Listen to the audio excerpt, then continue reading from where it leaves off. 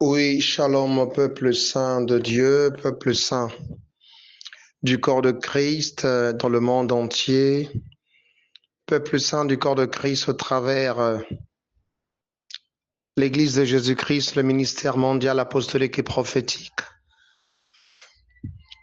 guidé par le Saint-Esprit au travers, guidé par Jésus-Christ au travers le Saint-Esprit par son humble serviteur, l'apôtre Paul Herman, le frère Paul Herman du Congo-Brazzaville. Alléluia. Soyez énormément bénis, peuple saint de Dieu. J'allais normalement vous faire je voulais normalement, en fait, j'ai un témoignage que je dois vous donner, une révélation vue, qui est très, très importante parce que, sachant que l'ennemi n'a plus assez de temps, donc il ne joue pas. Il tente de partout pour détruire. Et ainsi, j'ai voulu le faire, mais ça n'a pas marché parce que lorsque j'ai essayé de le faire, la vidéo est faite, mais elle n'arrive pas à télécharger. Donc, je vais vouloir le faire en audio afin que vous puissiez, tout le monde, l'écouter et le partager. Seigneur Dieu de grâce, nous te bénissons, nous te rendons toute la gloire. Seigneur, mets les paroles qu'il faut, Père, révèle ce que tu m'avais montré. Au nom de Jésus-Christ, parle à ton peuple et conscientise-les. Amen. Oui, peuple saint de Dieu, il est écrit dans le livre d'Apocalypse chapitre 12 que heureux ceux et ceux qui habitent dans les cieux, malheur à la terre et à la mer, car votre ennemi le diable est descendu revêtu d'une grande colère, sachant qu'il lui reste peu de temps. J'aimerais dire à quelqu'un que notre ennemi n'a plus assez de temps. Il est en train d'accélérer les choses. Il est en train de faire beaucoup de choses pour chercher à ramener beaucoup d'âmes dans le séjour des morts en enfer. Alléluia. Et ainsi, c'est à nous plus précisément, peuple saint de Dieu, d'être sages. C'est à nous plus précisément de rester dans la bergerie afin que nous puissions être épargnés des plans de l'ennemi. Restons dans la barque parce que loin de lui, loin du Seigneur Jésus-Christ, c'est carrément la mort. Loin de Yahushua Mashiach, c'est la perdition et c'est la mort. Loin du Seigneur Jésus-Christ, c'est carrément la destruction. C'est la mort, c'est plus précisément l'enterrement de la personne. Lorsque tu t'éloignes du Seigneur Jésus-Christ, tu t'enterres toi-même, tu te détruis et tu te perds. Alors j'aimerais dire à quelqu'un que loin du Seigneur, il n'y a pas de vie. Loin du Seigneur, il n'y a pas d'orientation, il n'y a pas de réussite, c'est la perdition et c'est la mort.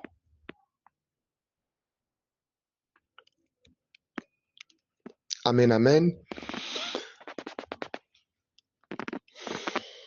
Loin du Seigneur Jésus-Christ, c'est la perdition et c'est la mort. Alors, ce que je vais vous révéler, c'est un point très, très capital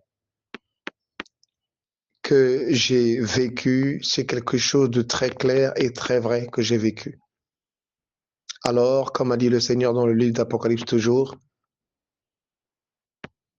ils l'ont vaincu à cause du sang de l'agneau, à cause de la parole de leur témoignage. Ils n'ont pas aimé leur vie jusqu'à mourir. Ça veut dire que le témoignage est un point très clé. Il faut témoigner les œuvres. Il faut témoigner sa propre vie. Il faut témoigner ce que Dieu nous montre.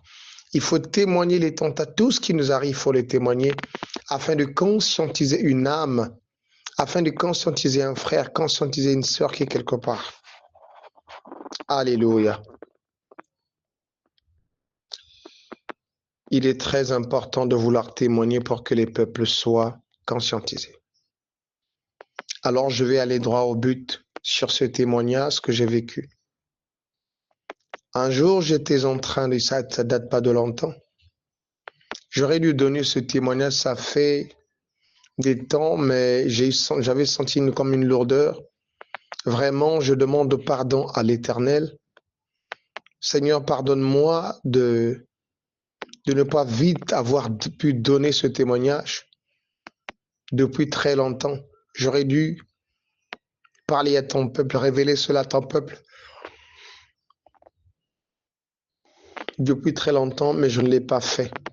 Je te demande sincèrement pardon, Dieu de grâce. Donne-moi la force de parler à ton peuple au nom de Jésus-Christ. Oui, peuple saint de Dieu. Je me retrouve un jour dans un profond sommeil, un doux sommeil, un sommeil très doux et calme. Alors soudain, dans ce sommeil, je vois un homme. Je vois un homme, cet homme était revêtu, c'était un bel homme. Avait mis de jolis habits, je pense, de couleur blanche, comme ça, quelque chose comme ça. Et cet homme était un bel homme, il avait une mallette. Il avait une grosse mallette d'argent entre ses mains. Et j'aimerais signifier que dans cette grosse mallette d'argent, ce n'était pas d'autre monnaie que, hormis le dollar. Il n'y avait que le dollar là-dedans. C'était une grosse mallette d'argent en dollars. Il y avait une fortune immense dans cette mallette. Il y avait beaucoup d'argent. Il y avait des milliers de dollars. Pourquoi peut-être sûrement pas des millions, c'était sûrement beaucoup d'argent. Alléluia. Alors c'était carrément comme une réalité. Cet homme qui était tout beau avec son habit blanc, et il y a ainsi cette grosse mallette avec des millions de dollars là-dedans, se rapproche de moi et commença à me parler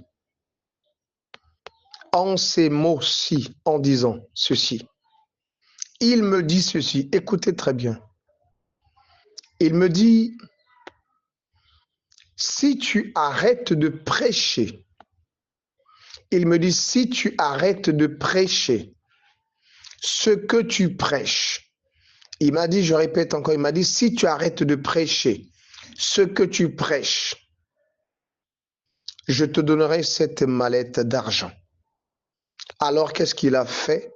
Il a ouvert la mallette d'argent et lorsque je jette un coup d'œil là-dedans, il y avait une fortune, une immense fortune, il y avait beaucoup de millions de dollars, il y avait beaucoup d'argent là-dedans.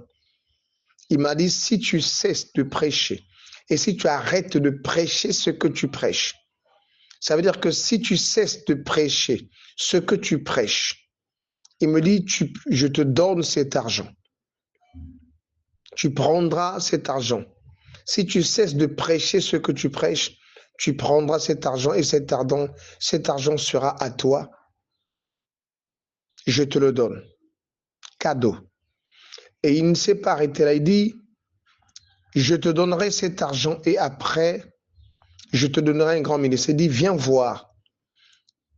Il me montre un grand ministère. Je vois une énorme salle. Je vois une grande salle. Et dans cette salle, il y avait un homme de Dieu qui était en train de faire, qui priait pour beaucoup de gens. Il y avait des milliers de gens. Il y avait une immense population dans ce ministère-là. Et cet homme de Dieu était en train de prier pour les gens. Il y avait des miracles, il y avait des guérisons terribles dans cette salle.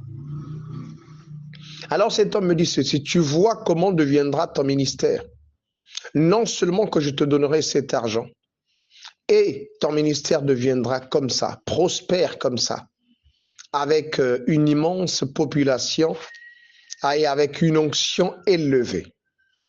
Il y aura des miracles, des guérisons, beaucoup de choses. Ton ministère sera grand de la sorte comme dans cette salle. Il m'a dit, si tu arrêtes de prêcher ce que tu prêches, et tu prends, je te donne, je t'offre cet argent, Il est à toi. Et tu vas voir, et ton ministère comme sera comme celui-ci, comme ce grand ministère que tu vois, cette salle remplie de personnes, et cette salle avec beaucoup de gens, et ainsi, dans cette salle, il y avait un homme de Dieu qui priait pour les gens, il y avait des miracles. Alléluia. Il ne s'est pas arrêté là. Après, il a continué à dire ceci. Mais si tu arrêtes, mais si tu refuses, si tu refuses, si tu refuses, si tu refuses cette proposition et que tu continues à prêcher ce que tu prêches, et si tu refuses cette proposition, si tu refuses de cesser de prêcher ce que tu prêches, et si tu refuses et continues à prêcher ce que tu prêches, il dit, je ne te donnerai pas cet argent, tu vas perdre, tu n'auras pas cet argent. Et voici comment sera ton ministère. Il m'a montré un autre ministère, le même ministère de la même salle, mais avec peu de gens. Il y avait peut-être quelque chose de 10 ou 15 personnes comme ça. Avec peu de gens, il y avait un homme de Dieu qui était en train d'enseigner le peuple de Dieu. Dans la salle là où il m'a montré, la deuxième salle qu'il me montre, lorsqu'il m'a dit, mais si tu continues à prêcher ce que tu prêches, tu refuses ma proposition, tu n'auras pas cet argent, tu perdras cet argent. Et voici comment sera ton ministère. Il m'a montré une grande salle, mais il n'y avait pas assez de gens. La salle était vide, il y avait juste quelques personnes. Il y avait un homme de Dieu qui était en train de prêcher. Voilà ce qu'il m'a dit. Donc, il a commencé par me dire, c'était un homme vêtu de couleur blonde, en tout cas, il avait un habit blanc, je pense bien, avec une grosse mallette d'argent. Un bel homme. Il m'a dit, si tu arrêtes, il m'a bel et bien dit là, c'est dit, si tu cesses, ça veut dire que si tu arrêtes de prêcher, si tu arrêtes de prêcher ce que tu prêches, si tu arrêtes de prêcher ce que tu prêches, si tu arrêtes de prêcher ce que tu prêches, je te donne cet argent. Il a ouvert la mallette. Il y avait des millions de dollars. Il y avait beaucoup d'argent. Peuple saint de Dieu, je vous assure qu'il y avait une immense somme d'argent élevée. Une profonde somme d'argent très profonde élevée. Elle était tellement grande. Et après, il me dit, viens voir comment sera ton ministère. Il m'a montré une grande salle, il y avait des milliers de gens, il y avait beaucoup de gens dans cette salle. Il y avait des miracles qui se faisaient. L'homme de Dieu priait pour des gens. Tu vois, après, il me dit, tu vois comment sera ton ministère. Je te donnerai, si tu arrêtes de prêcher ce que tu prêches, je te donnerai cet argent-là. Tu auras une grande somme d'argent, cette mallette. Et après, je vais t'offrir. Il dit, je vais t'offrir ce grand ministère. Ton ministère sera comme ça. Il dit, voici comment sera ton ministère. Ça sera un grand ministère. Il dit, tu vois. Il dit, voici comment sera ton ministère. Il m'a montré une grande salle. Il y avait des miracles. Les gens guérissaient. Il y avait un homme de Dieu qui prêchait. Et il me répète, il me dit, mais si tu refuses, mais si tu continues à prêcher ce que tu prêches, si tu refuses ma proposition et que tu continues à prêcher ce que tu prêches, il me dit, je ne te donnerai plus cet argent. Tu n'auras plus cet argent. Et après, il dit, regarde comment deviendra ton ministère. Il m'a montré la même salle comme la première.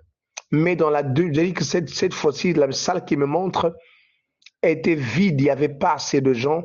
Il y avait quelques personnes. Il y avait un homme de Dieu qui prêchait. Il y avait peut-être 15 ou 10 personnes comme ça. Il n'y avait pas assez de gens. Il dit, tu vois comment deviendra ton ministère si tu continues à prêcher ce que tu prêches. Mais si tu arrêtes de prêcher ce que tu prêches, je te donne cet argent et ton ministère sera grand. Mais si tu continues, si tu refuses et continues à prêcher ce que tu prêches, il dit ton ministère deviendra sec comme ça. Et qu'est-ce que tu décides? Il m'a regardé. Peuple saint de Dieu, j'étais abasourdi, j'étais étonné. Alors, lorsqu'il me l'a dit, J'ai levé la tête, je lui ai dit ceci. Je bénis le nom du Seigneur pour le Saint-Esprit. Que le nom du Seigneur Jésus-Christ soit glorifié, que Dieu le Père soit élevé, ainsi que le Saint-Esprit soit exalté. J'ai répondu à cet homme en lui disant ceci. Je lui ai dit, arrière de moi, Satan, car je prêcherai la saine doctrine de Jésus-Christ. Il a dit, je prêcherai la saine doctrine jusqu'à la fin de mes jours sur la terre. Je lui avais dit, je prêcherai la saine doctrine jusqu'à la fin de mes jours sur la terre. Et quand je suis sorti de cette vision, je me suis réveillé, je me suis dit, mais qu'est-ce qui se passe? Ça, c'est quel type de vision? Ça me dit, mais ça veut dire quoi? Alors, c'est là où j'avais carrément compris que c'était une séduction. C'est là où j'avais carrément compris que c'était en fait l'ennemi qui était venu chercher à me tenter. Il est écrit quoi? Les Écritures disent clairement que pendant les 40 jours, notre Seigneur et Sauveur a été tenté par l'ennemi en lui disant, si seulement tu m'adores, si tu m'adores, je t'offrirai ce monde. Il dit, ce monde m'a été donné. Il dit, ce royaume m'a été donné. Alors si tu m'adores, je vais te l'offrir. Il dit au Seigneur, ce royaume m'a été donné. Si seulement tu m'adores, et si seulement tu te prosternes devant moi, et que tu m'adores, il lui dit, je t'offrirai tout ce royaume. Les Écritures disent que le Seigneur Jésus-Christ, le roi de gloire, lui répondit en disant, il est écrit que tu n'adoreras que lui seul, l'Éternel, ton Dieu, de tout ton cœur, de toute ton âme, de toutes tes forces. Alors, lorsqu'il a fini de là, automatiquement, l'ennemi avait quitté le Seigneur, il était parti parce qu'il avait remarqué qu'il voulait séduire le Seigneur Jésus-Christ, le roi de gloire. Il n'a pas eu peur de chercher à séduire son Créateur. Il n'a pas eu peur de chercher à séduire, donc il a même eu le courage d'aller séduire le Créateur qui a créé toutes choses. Le Dieu Tout-Puissant. Il a séduit, il a cherché à séduire le Dieu Tout-Puissant. Mais dommage que sa séduction n'a pas eu d'impact. Et il est parti. Alléluia. Alors, peuple saint de Dieu, lorsque j'avais vu ce témoignage, lorsque j'ai vu cette séduction, cette attaque, je me suis dit, je dois partager cette révélation, cette attaque au peuple saint de Dieu, dans le monde entier, dans le corps de Christ, dans l'église de Jésus-Christ, l'église mondiale, apostolique et prophétique, et ainsi au sein de tout le monde, dans le monde entier, afin de conscientiser les frères et les sœurs, parce que nous ne combattons pas contre la chair ni contre le sang, mais contre les principautés, les princes des ténèbres qui habitent dans les lieux célestes. Peuple saint de Dieu, c'est de la séduction. Il est le même père du mensonge depuis jeunesse qui avait voulu chercher à séduire Ève. Il savait qu'il ne pouvait rien faire contre Ève ou Adam, parce que Adam et Ève avaient possédé en eux un manteau céleste très puissant, parce qu'ils ont été conçus à l'image de l'Éternel. Alléluia. Parce qu'ils ont été conçus à l'image de l'Éternel. Et ainsi dit, il est venu, il a dit, qu'est-ce qu'il a semé dans la pensée de Ève? Il a juste semé la confusion. Il n'a pas semé autre chose que la confusion, le mensonge, la confusion. Parce qu'il savait que s'il cherchait la bagarre, quoi que ce soit, il n'aurait pas dû. Il n'allait rien réussir parce que Ève et Adam étaient revêtus d'un manteau élevé. Alors, s'il cherchait des problèmes, rien n'allait marcher. Mais qu'est-ce qu'il a fait? Il a joué à la ruse comme il est très rusé. La ruse, c'est sa nature. Il a voulu juste créer la confusion dans la pensée de Ève en lui disant ceci. Dieu vous a réellement dit de ne pas manger ce fruit, de ne pas en toucher. Et que, voilà. Et Ève lui dit exactement, l'Éternel nous interdit de toucher l'arbre qui est au milieu du jardin, l'arbre de la connaissance du bien et du mal. Et Ève lui dit non, l'Éternel nous a dit, si nous essayons d'en toucher, nous mourrons. Si nous essayons d'en manger et nous mourrons.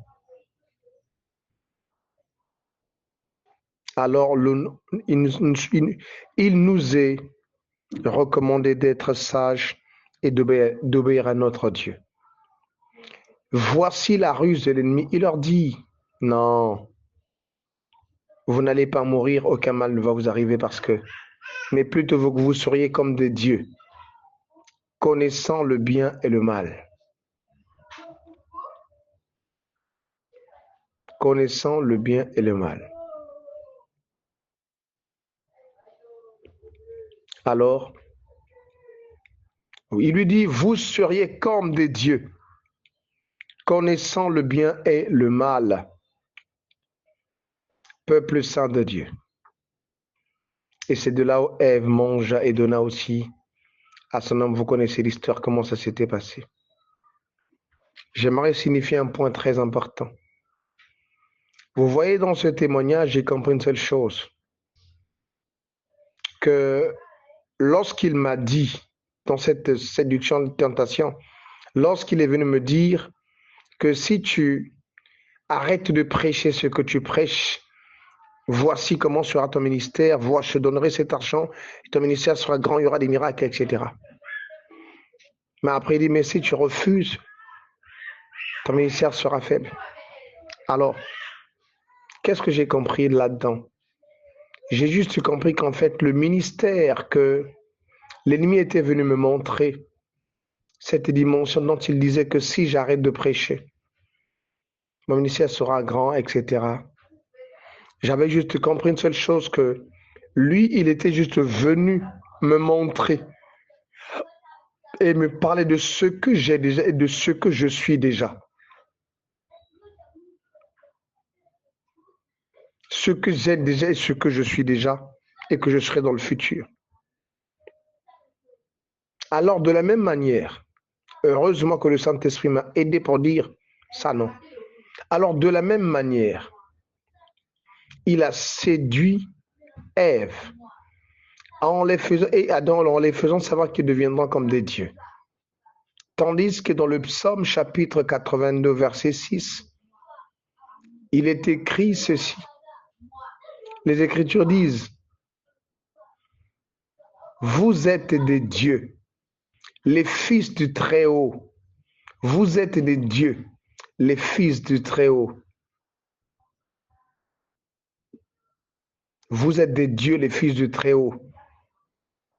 Donc, dans le psaume 82, 6, la parole nous confirme carrément, nous rappelle encore notre identité céleste, en nous faisant savoir que nous sommes conçus à l'image de notre Créateur, l'Éternel des armées, Jésus-Christ de Nazareth. Et ainsi que nous sommes des dieux. Ça veut dire que ce qu'il était venu dire à Ève n'est pas nouveau.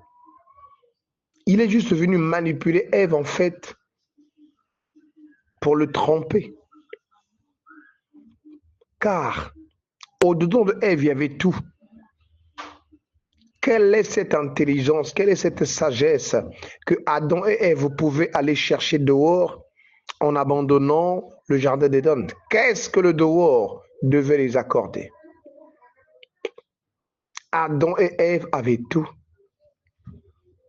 Ils avaient tout. Ils n'avaient pas besoin d'aller chercher des charlatans, d'aller voir ailleurs, parce qu'ils avaient tout. Lorsque tu as Dieu, tu as tout. Il est écrit dans le livre saint du Seigneur, en lui habite toute la plénitude de la divinité. Lorsque je vois le mot divinité, divinité veut dire Dieu. Divinité veut dire Dieu. Et plénitude, c'est ce qui se suffit, ce qui est complet. Alors j'aimerais dire à quelqu'un que lorsque tu as Dieu, tu ne manques de rien. Tu as le tout. Tu as tout ce qu'il faut. Parce qu'au-dedans de Jésus-Christ, les Écritures disent habite. Il dit en lui habite toute la plénitude de la divinité. Trône et divinité. Donc au-dedans du Seigneur Jésus-Christ, il y a tout. Tout ce que l'on cherche habite en lui. Donc tout ce que l'on cherche habite en Dieu. Ça voudrait dire que ce qu'il a voulu dire à Ève était une manipulation, c'était un mensonge. En les faisant savoir qu'ils sont comme des dieux, Adam et Ève étaient déjà comme des dieux parce que ils étaient conçus à l'image de leur Père, c'est ce qui est dans les cieux. Ils étaient déjà comme des dieux. Ils n'avaient pas besoin qu'on le leur rappelle. Mais c'est parce que l'ennemi était venu semer la confusion. Voilà pourquoi ils sont tombés dans le piège. Alléluia. Voilà pourquoi, automatiquement, Adam et Ève ont perdu. Tout ça pourquoi? Parce que ils ont été piégés par l'ennemi. Ils ont été piégés par l'ennemi. L'ennemi les a fait savoir que non, vous ne mourrez point. Mais tandis que oui, exactement, la désobéissance enlève au-dedans de l'homme le privilège céleste. Lorsque l'homme désobéit et continue à désobéir à Dieu, automatiquement le manteau, l'éternité le quitte. Le manteau céleste quitte en l'homme. C'est ce que l'ennemi avait fait. Il s'est arrangé à semer la confusion afin que Ève oublie ses droits d'enfant de Dieu, de servant de Dieu et d'enfant de Dieu. Oublie ses droits. Et afin que Ève puisse être une porte d'entrée, en tout cas d'échauffement.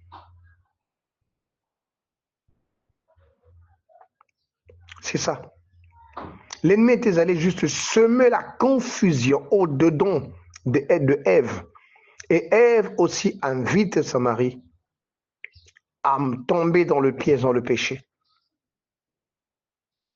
Alors, j'aimerais dire à quelqu'un que ce qu'il est venu me dire, je vous assure que c'était une vision claire, tellement claire. Tellement clair. Il a insisté. Il dit, si tu arrêtes de prêcher, il m'a clairement dit, si tu cesses, arrête de prêcher ce que tu prêches. Tu prends cette mallette et voici le ministère qui sera grand. Mais si tu continues à prêcher là, tu refuses. Il dit, si tu refuses,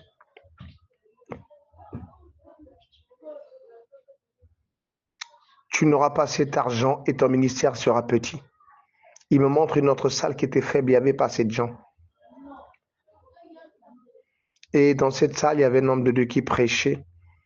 Les brebis, ils n'étaient peut-être pas 5 ou 10, hein. Ils n'étaient pas nombreux. L'Éternel est fidèle. Donc, automatiquement, lorsqu'il est venu, quand il m'a parlé, que j'ai compris que c'est la séduction, je me suis rappelé qu'il dit oui, de la même manière qu'il avait, il séduisit il dit Ève depuis le jardin d'Éden. Donc, cet homme, il est le père du mensonge. Il a toujours été meurtrier dès le commencement, le père du mensonge. Et le père de la séduction, comme on le dit dans son livre, dans le livre saint du Seigneur. Dans Ézéchiel 28, dit, tu étais à Éden, le jardin de Dieu. Tu as été revêtu de toutes sortes de pierres précieuses. Notre ennemi a été conçu et créé par des objets précieux. Alors, depuis qu'il était précipité, lui, il utilise tout ce qui brille pour séduire l'homme, parce qu'il sait que l'homme aime ce qui brille. Mais Dieu regarde le cœur. C'est grave. C'est vraiment grave.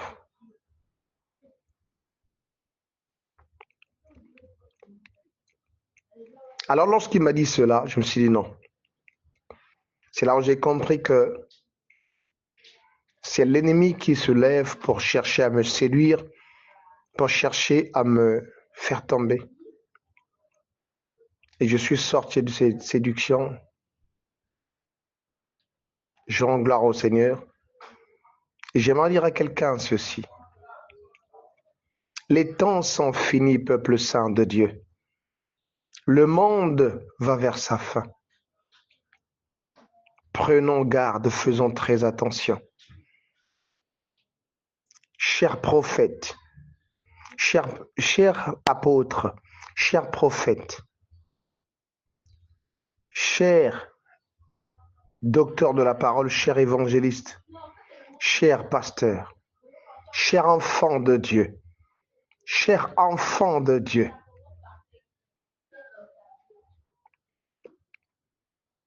faisons attention. Ne vous y trompez point. Ne vous y trompez point. L'ennemi séduit l'humanité. L'ennemi est là pour séduire. Ne vous y trompez point. N'allez pas vendre votre corps ou donner votre âme à l'ennemi à cause de la notoriété de ce monde. L'ennemi utilise de l'argent. Il utilise la gloire, la notoriété, le pouvoir, toutes ces choses du monde afin de séduire.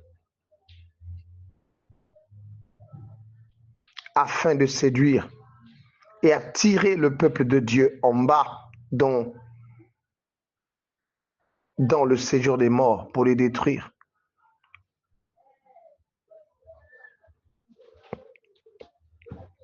À quoi servira un homme de gagner le monde s'il perd son âme?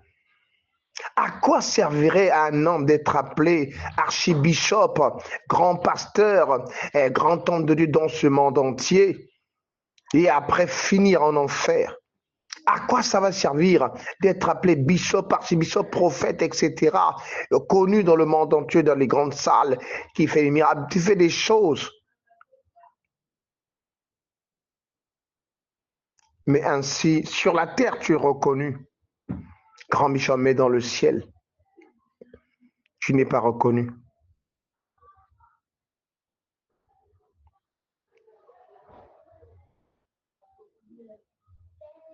À quoi ça va servir? Le monde va passer, la terre passera. À quoi ça va servir de gagner tout ce monde entier? La gloire de ce monde, la notoriété, à quoi ça va servir? Pour un homme ou pour une femme, de vendre son âme à l'ennemi à cause des biens de ce monde. Faites attention, peuple saint de Dieu. Ne changez pas de message, chers apôtres, chers prophètes, chers évangélistes, chers docteurs de la parole, chers pasteurs, chers diacres, chers enfants de Dieu, chers prédicateurs ainsi que chers frères et sœurs en la foi. Ne changez pas de message. Ne changez pas de message. Ne changez pas. Restez sur votre position. Marchez dans la crainte, dans la sainteté, dans la pureté. Prêchez la saine doctrine de la repentance, la sainteté, la sanctification, le dépouillement corps, âme, esprit. Le respect du donné à l'Éternel dans les dîmes et les offrandes ainsi que le reste. Et ainsi,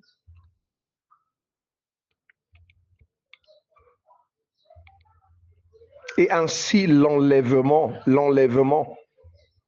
homme de Dieu, ministre de l'Éternel, prêchez la saine doctrine, prêchez la repentance, prêchez l'enlèvement, prêchez le donner à l'Éternel, prêchez le dépouillement corps, âme et esprit. Prêchez ces choses, prêchez la saine doctrine dans sa totalité. Ne vendez pas les messages de Dieu pour de l'argent.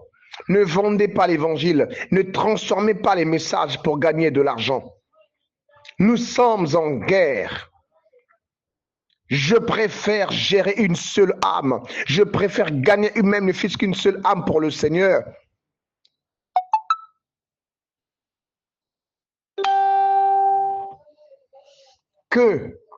Et ainsi aller au ciel. Je préfère prendre soin d'une seule ou deux âmes que Dieu pourrait m'accorder, en prendre soin, les enseigner, les encadrer, que d'avoir beaucoup de milliers de gens dans des grandes salles, des grands stades, et ainsi finir en enfer, et ainsi condamner toutes ces personnes qui vont t'entourer, aller détruire les âmes de truie du Seigneur, tant il en a versé son sang précieux à la croix. Non. Lorsqu'il est en train de dire, si tu cesses de prêcher ce que tu prêches, si tu arrêtes de prêcher ce que tu prêches, je te donnerai cette somme d'argent et ton ministère soit grand. Qu'est-ce qu'il est en train de dire par là? C'est une façon de dire, il sait ce que je prêche. Il sait ce que le Saint-Esprit met en moi. Il connaît ces messages de la saine doctrine, de la repentance, de la sainteté, de la sanctification, du respect aux données, du dépouillement corps, âme, esprit, du respect aux données, de l'enlèvement. Il connaît ces choses. Là où le message, en tout cas le message de la repentance, le péché, nous condamnons le péché par la grâce du Saint-Esprit. Alors, la bonne semence, le bon message, donne la vie. L'ennemi est conscient, voilà pourquoi il est venu séduire pour chercher à tourner le message, à vendre lorsque tu vas prendre cet argent. Et automatiquement, tu vends ton identité, tu vends le message du Seigneur, tu commenceras à prêcher la prospérité, à prêcher les faux miracles, les guérisons, à prêcher la gloire de ce monde, à prêcher les choses de ce monde. Et tu n'auras plus de remords. Tu seras là pour faire des choses pour la gloire de ce monde. Et ainsi, ton âme sera déjà ficelée dans le séjour de mort en qualité de faux pasteur, en qualité de faux enfant de Dieu, en qualité de faux ou faux serviteur. Tu ne seras plus une fidèle ou un fidèle serviteur. À quoi servirait-je un homme d'avoir la gloire, une notoriété sur la terre et ainsi perdre son âme? Peuple saint de Dieu, je nous exhorte de faire très attention. Le monde va vers sa fin. L'humanité tremble. Le Seigneur est à la porte, faisons très très attention. C'est la séduction lorsque vous voyez ce genre de choses. Soyez heureux et heureuses, enfants de Dieu, serviteurs de Dieu, apôtres, prophètes, évangélistes, docteurs et pasteurs, tous vous tous, serviteurs de Dieu, ministres de l'Éternel, vous de nous qui prêchons la parole de la saine doctrine authentique du Seigneur Jésus-Christ. Reste sur le message de la saine doctrine de la repentance. Ne change pas le message pour de l'argent. Ne vends pas l'évangile de Christ. Ne vends pas Jésus pour l'argent. Ne vends pas Jésus-Christ pour de l'argent. Le monde passera. L'argent passera, la gloire de ce monde passera, toutes ces choses vont passer. En fait, c'est le mensonge de l'ennemi. Il te fait comprendre que oui, vas-y. Lorsque tu prends déjà son piège, tu es foutu. Regardez le scandale qui se passe avec les Marcelo Tonassi, avec tout ce clan de toutes ces personnes, Ivanka, toutes ces personnes. Ces soi-disant grands hommes de Dieu qui ont des grandes salles, ces soi-disant grands ministères dont l'Éternel ne reconnaît pas étant comme des grands ministères, mais dont l'Éternel le reconnaît étant comme, en tout cas, des maisons étant comme en tout cas des maisons, en tout cas des portes d'entrée de l'enfer. Faisons attention, peuple saint de Dieu. Faites attention à la séduction. Mon frère, ma soeur, attention à la séduction, attention à l'argent. Attention à toutes ces choses au sexe. Attention, tu peux être sacrifié. À quoi ça va servir, regarde, nous voyons des hommes de Dieu qui deviennent des homosexuels, qui vendent leur corps, un homme de Dieu qui couche avec un autre homme de Dieu. Un homme de Dieu qui accepte de se faire coucher par le derrière à cause de la mauvaise onction. Vous savez, l'accélération de l'onction de le monde des ténèbres se fait par des pratiques sales et impures. Lorsqu'un homme soi-disant, je ne pourrais pas les appeler hommes de Dieu, soi-disant hommes de Dieu, mais qui sont des agents du diable, qui ramènent le feu étranger, lorsque ces personnes, les faux prophètes, veulent augmenter leur onction, ils vont faire des choses sales. Ce sont les impudiques qui font des choses sales. On les couche par le derrière. Ils vont se coucher entre eux, ils vont coucher.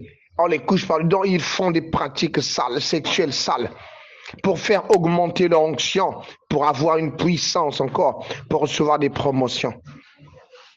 Mais vous et nous, l'onction que nous avons, c'est authentique, nous l'avons reçue de Dieu par le Saint-Esprit. Nous n'avons pas besoin de forcer quoi que ce soit. Vous et nous, ce que nous avons besoin, c'est marcher selon ses commandements et ses lois. C'est faire sa volonté, c'est prêcher sa parole. C'est en tout cas nous se préparer, en tout cas nettoyer nos robes, se préparer et ainsi prêcher la sainte doctrine de la repentance, la sainteté, la sanctification, le dépouillement corps, âme, esprit, le donner, l'enlèvement, marcher selon les commandements et les lois de Dieu. Plaire au Seigneur, ne jamais changer le message. Ne vendez pas Jésus-Christ pour de l'argent. Beaucoup l'ont déjà vendu pour les fortunes de ce monde. À quoi ça va te servir d'être appelé archibishop avec une grande salle, beaucoup de personnes? Mais ces personnes-là, tu vas les amener en enfer parce que tu les prêches la mort. Tu les détruis par ton alliance satanique. Je préfère, ou encore mon bien-aimé, mieux vaut que tu aies même ne fût-ce qu'une âme. Même si tu n'as qu'une âme à prêcher, ce n'est pas un souci. Prêche cette âme, enseigne cette âme la sainte doctrine. Parle-lui du royaume des cieux, de l'enlèvement. Comme il est écrit dans Matthieu 6, 33, cherchez, promet le royaume et la justice de Dieu, et le reste vous sera donné par-dessus. Parlons, gagnons les âmes honnêtement pour Dieu. Une âme coûte cher. Mieux vaut en avoir une dont tu prends soin pour la gloire de Dieu qu'en avoir des milliers dont tu vas chercher à condamner, ramener en enfer à cause de tes pratiques, à cause de la convoitise, la cupidité de certaines personnes. Nous sommes en danger, peuple saint de Dieu. Nous sommes en danger, nous ne devons pas jouer. Nous ne devrions pas jouer, faisons très attention. Le monde devient fichu. L'ennemi nous attaque, il veut nous séduire. Faisons très attention. Je viens sonner la trompette au peuple saint de Dieu. Je sonne la trompette au peuple saint de Dieu, afin de conscientiser une âme dans le corps de Christ et ainsi dans l'église, en tout cas de Jésus-Christ, le ministère mondial apostolique et prophétique, afin de conscientiser un homme de Dieu, afin de conscientiser un apôtre, un prophète, un docteur un évangéliste, un docteur de la parole, un pasteur, et ainsi un frère en la foi, une sœur en la foi, afin de conscientiser le peuple saint de Dieu. Que nous devrions faire attention.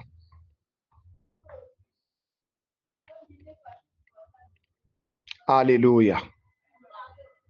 Faisons très attention. Garde-toi dans la barque, pur et saint, pour l'époux fidèle qui arrive. Le Seigneur Jésus-Christ, l'époux arrive, il est à la porte. Garde-toi pur et saint, garde-toi. Faisons attention. Nous sommes en guerre. Je voulais sonner la trompette par ce témoignage pour dire que les satanistes nous recherchent. Ils veulent nous séduire. C'est comme l'image de la femme vêtue du soleil. Alors avec les 12 cornes sur la tête et le dragon qui crache de l'eau sale. Et j'aimerais dire à quelqu'un que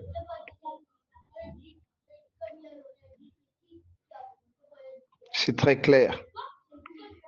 C'est en tout cas cette femme vêtue du soleil est l'église définitive, l'église de la fin des temps. Et cette femme s'enfuit dans le désert. Là où elle reçoit les deux ailes du grand aigle. Les deux ailes, en tout cas, le grand aigle, c'est le Seigneur Jésus-Christ. Les deux ailes du grand aigle. Les deux aigles représentent l'Ancien et le Nouveau Testament. Et cette femme vêtue du soleil qui s'enfuit dans le désert, et cette femme, c'est l'Église. Cette femme est l'Église, la Vierge sage. Cette femme est l'Église, la Vierge sage.